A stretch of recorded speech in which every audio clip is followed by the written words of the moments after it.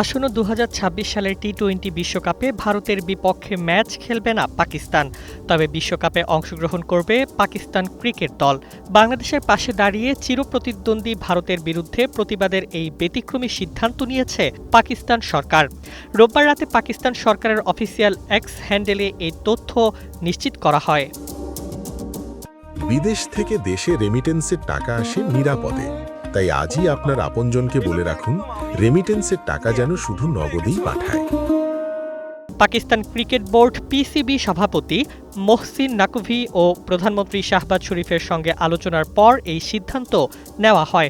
Match বয়কটের বিষয়টি নিয়ে পিসিবি সভাপতির বক্তব্য ছিল, বাংলাদেশ দলকে অপমানজনক পরিস্থিতির মুখে পড়তে হয়েছে, তাদের একা ছেড়ে দেওয়া উচিত নয়।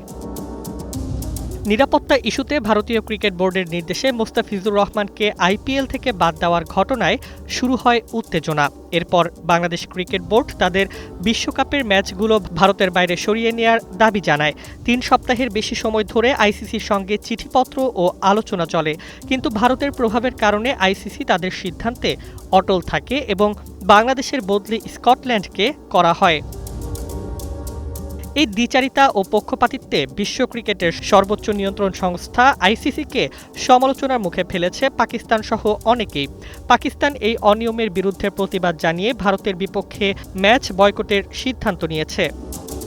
বিশ্বকাপে অংশ নিলেও ভারত ম্যাচ না খেলেই পাকিস্তান বাংলাদেশকে একা ছেড়ে যায়নি, এটাই তাদের প্রধান বার্তা। এই সিদ্ধান্তে হয়তো বড় আর্থিক জরিমানা ও আইসিসির শাস্তি ভোগ করতে হবে পাকিস্তানকে, কিন্তু এতে তাদের একতা ও সমর্থন প্রদর্শনের শক্ত বার্তা ছড়িয়েছে বিশ্ব ক্রিকেটে।